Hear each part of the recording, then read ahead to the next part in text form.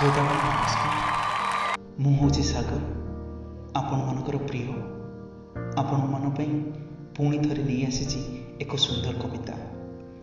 କବିତା ନାଁ ହେଉଛି ସମୟ ଦର୍ପଣ। ଚାଲନ୍ତୁ ଶ୍ରୋତାଗଣ ଶୁଣିବା ଏହି କବିତା ସମୟ ଦର୍ପଣ। ଚାଲିଛି ଟିକ୍ ଟିକ୍ ହୋଇ ସମୟର ଦର୍ପଣ ଚାଲିଛି। ଇତିମଧ୍ୟରେ ମୁଁ ପିଲାରୁ ବଡ଼ ହୋଇସାରିଛି। ମୋର ଆଉ ମନେ ପଡ଼ୁନି ସେଇ ପିଲାଦିନର କାହାଣୀ। ହଜିଗଲାଣି ସମୟ ଦର୍ପଣରେ ଲିଭିଗଲାଣି। ଗୋଡ଼ାଗୋଡ଼ି ସେଇ ବାଲି ମନ୍ଦିରର ଖେଳ, କେବେ ଦୀପାଳି ତ କେବେ ହୋଲିର ଦୋଳ। ଏସବୁ କଥା ମନେ ପଡ଼ୁଛି, ଏବେ ବି ମନେ ପଡ଼ୁଛି। ସ୍କୁଲର ପ୍ରାର୍ଥନା ଶିକ୍ଷକଙ୍କ ମାଡ଼, ସାଙ୍ଗଙ୍କ ସେଇ ଛୋଟ ଛୋଟ କଡ଼ିର ଝଡ଼। କେବେ ଅଝଟ ତ କେବେ ଦୁଷ୍ଟାମ, କେବେ ରାଗ ତ କେବେ ପ୍ରେମର ନାମ। ହଜିଯାଇଛି, ଏସବୁ ହଜିଯାଇଛି। ପାଉନି କି ପାଇବି ନାହିଁ, ସମୟ ଦର୍ପଣ ଲିଭେଇ ଦେଇଛି। ମୋ ଗାଁର ସେଇ ପ୍ରସ୍ତର ଶିଳା, ଗାଈ ମେଣ୍ଟ ଆଉ ଗଛଲତା।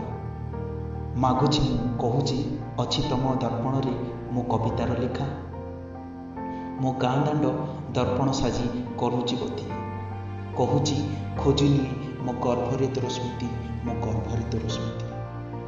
ମୁଁ ପାଉନି, ଆଉ ସେଇ ସ୍ମୃତି ପାଉନି। ଖୋଜୁଛି, ହଜିଯାଇଛି ସ୍ମୃତି ମୋର ହଜିଯାଇଛି। ସମୟ ଦର୍ପଣକୁ ମୁଁ ହାତ ଯୋଡ଼ୁଛି, ଅନୁରୋଧର ମଞ୍ଜି ବୁଣୁଛି। କହୁଛି ଫେରେଇ ଦିଏ ମୋ ମାଆର ଗେଲ, ପାଇବାକୁ ଭାରି ଇଚ୍ଛା ହେଉଛି। ହରେଇ ଦେଇଛି ମୋ ଜେଜେମାଆକୁ, ମୁଁ ହରେଇ ଦେଇଛି।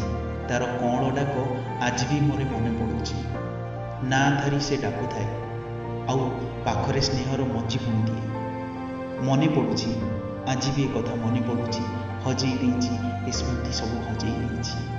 ଛୋଟରୁ ମୁଁ ବଡ଼ ହୋଇସାରିଛି, ଚାଲିଛି ତଥାପି ସମୟ ଦର୍ପଣ ଚାଲିଛି। ଟିକ୍ ଟିକ୍ ହୋଇ ସମୟ ଦର୍ପଣ ଚାଲିଛି, ଟିକ୍ ଟିକ୍ ହୋଇ ସମୟ ଦର୍ପଣ ଚାଲିଛି। ଶ୍ରୋତାଗଣ ନମସ୍କାର। ଆପଣମାନଙ୍କୁ କେମିତି ଲାଗିଲା ଏହି ସୁନ୍ଦର କବିତାଟି? ଆପଣମାନଙ୍କର ମତାମତ ନିହାତି ଜଣାଇବେ। ରଖୁଛି।